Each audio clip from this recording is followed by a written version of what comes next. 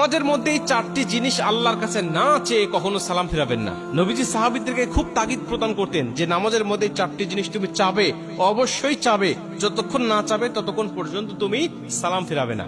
মানে সালাম ফেরানোর আগে আপনি আত্তাহিয়াতু পাঠ করার পরে, দরুদ শরীফ পাঠ করার পরে, আপনি দোয়া মাসুরা পাঠ করার সময় যদি আপনি দোয়াটা পাঠ করেন, দোয়া মাসুরা পাঠ করার শেষে হোক অথবা দোয়া মাসুরা পাঠ করার আগে হোক, আপনি যদি এই চারটি দোয়া আল্লাহর কাছে করতে পারেন তাহলে আপনার ওই দোয়াটা কবুল হবে, আল্লাহ পাকের কাছে কবুল হবে। এই দোয়াটা রাসূল সাল্লাল্লাহু আলাইহি ওয়াসাল্লাম বলেছেন, এটা বুখারী মুসলিম শরীফের মধ্যে আসছে এবং মুসলিম শরীফ শুধু মুসলিম শরীফের মধ্যে আসছে, আবু দাউদ শরীফের মধ্যে আসছে। রাসূল সাল্লাল্লাহু আলাইহি ওয়াসাল্লাম বিভিন্ন সাহাবীদেরকে তাকিদ প্রদান করতেন সব সময় যে তুমি নামাজে সালাম ফেরার আগে এই দোয়াটা করবে, কারণ এই দোয়াটা আল্লাহর দরবারে কবুল হয়। এবং আপনি যদি এই নির্দিষ্ট দোয়া বাদ দিয়ে কুরআন হাদিসের বর্ণিত কোন দোয়া যদি আপনি নামাজের মধ্যে পাঠ করতে পারেন তাহলে সেটাও আপনার জন্য জায়েজ হবে। কারণ বুখারী মুসলিমের মধ্যে রাসূল সাল্লাল্লাহু আলাইহি ওয়াসাল্লাম বলেন, সুম্মাল ইয়াতাখায়্যা মিনাদ দুআই মা শা, অর্থাৎ নামাজের মধ্যে তাশাহুদের পরে যদি আপনি কুরআন হাদিসে সমর্থিত এমন কোন দোয়া যদি আপনি পাঠ করতে পারেন তাহলে এটা আপনার জন্য জায়েজ রয়েছে, এটা আপনি আল্লাহর পাকের কাছে চাইতে পারেন। আর নামাজের মধ্যে যে দোয়াটা করা হয় এই দোয়াটাই হলো সবচেয়ে উত্তম দোয়া, এই দোয়াটা আল্লাহ পাক ডাইরেক্ট কবুল করে নেয়। রাসূল সাল্লাল্লাহু আলাইহি ওয়াসাল্লাম বলেছেন কোনটা চারটা জিনিস চাবে।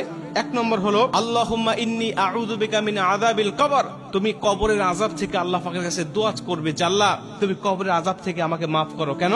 কারণ কবর এমন একটা ঘাঁটি, এখান থেকে যদি কোনো ব্যক্তি পরিত্রাণ পেয়ে যায়, মানে কবরে যদি কোনো ব্যক্তির আযাব না হয় তাহলে তার পরবর্তী যত ধাপ রয়েছে জান্নাতে পৌঁছানোর জন্য কোনো ধাপেই তাকে আর শাস্তি দেওয়া হবে না, তাকে আর বাধা দেওয়া হবে না, সব ধাপ সে পার হয়ে যাবে।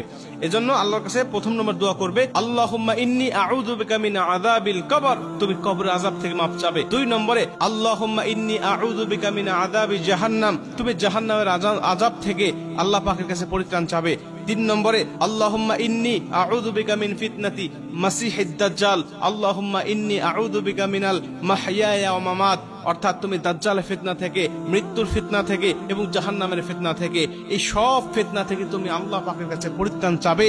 কারণ দাজ্জালের ফিতনা বড় ভয়ানক, জাহান্নামের ফিতনাও বড় ভয়ানক। মৃত্যুর সময় তোমার যে ফিতনা হবে, অর্থাৎ মৃত্যুর সময় তোমাকে বেঈমান অবস্থায় যেন মৃত্যু না হয়ে যায়, দুষ্ট জিনেরা, দুষ্ট শয়তানেরা তোমাকে যেন ধোঁকা দিয়ে বোকা না বানিয়ে ফেলতে পারে, তোমার ঈমানটা যেন না হারিয়ে যায়। এজন্য তুমি আল্লাহ পাকের কাছে পরিত্রাণ চাও যে আল্লাহ তুমি মৃত্যুর সময় যত ফিতনা আছে এই ফিতনাগুলো থেকে আমাকে হেফাজত করো, আমাকে মুক্তি দান করো।